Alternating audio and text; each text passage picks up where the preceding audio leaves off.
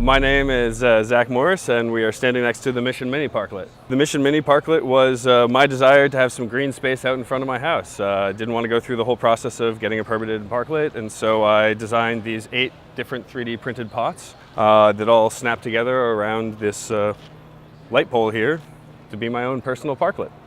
It's been up for, about a month now. It's taken a little bit of damage here and there, some broken plants and some paint over here.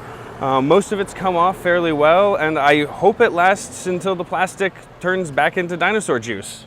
It's modeled in SolidWorks. Each was constructed and modeled completely independently. They all have a common structure right here, which is an interlocking mechanism, kind of like a puzzle piece. So they slide up and down.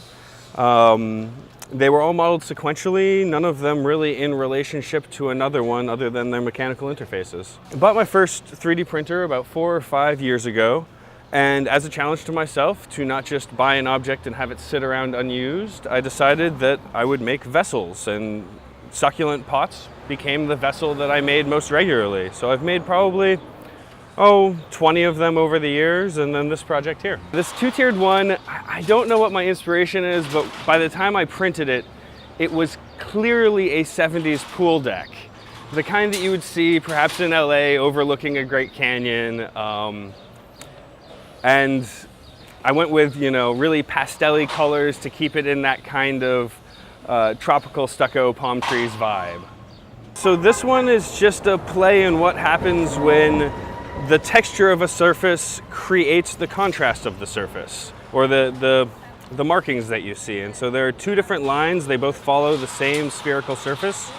And I exposed one gradient for some parts and the other gradient for the others, creating a dynamic background with some text in the foreground. I really like succulents because they're durable plants. They really like propagating themselves.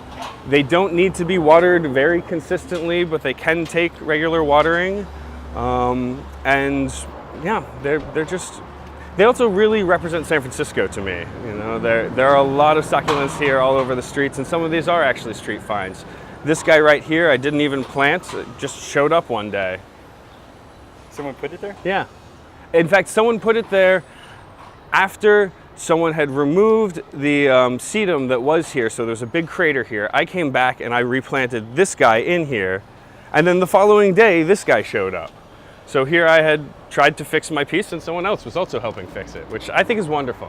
When I say it's my green space, it's really not my green space. It's my sharing of green space with everyone else. This is not a permitted art project.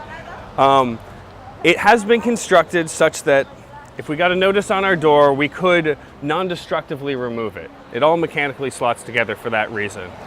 If the city came by and just decided to take it down and smash it and disassemble it, I would be a little bummed because a lot of people enjoy it. But I would also understand because I did this of my own volition without the city's permission. I did, however, think about some of the things that they might be concerned about, like it's fully supported on this discussion here, and I can't think of any way in which what is effectively the same as a hanging plant basket up there is going to really harm this pole in any way. So, yeah, not legal, but not worried. If anyone else wants to be the custodian of their own Mission Mini-Parklet, I would happily help them generate designs or 3D print stuff or get things planted. How can people get in touch with you? Oh, that's a great question. I've got to set up something on Instagram. Okay. I'll get back to you with that.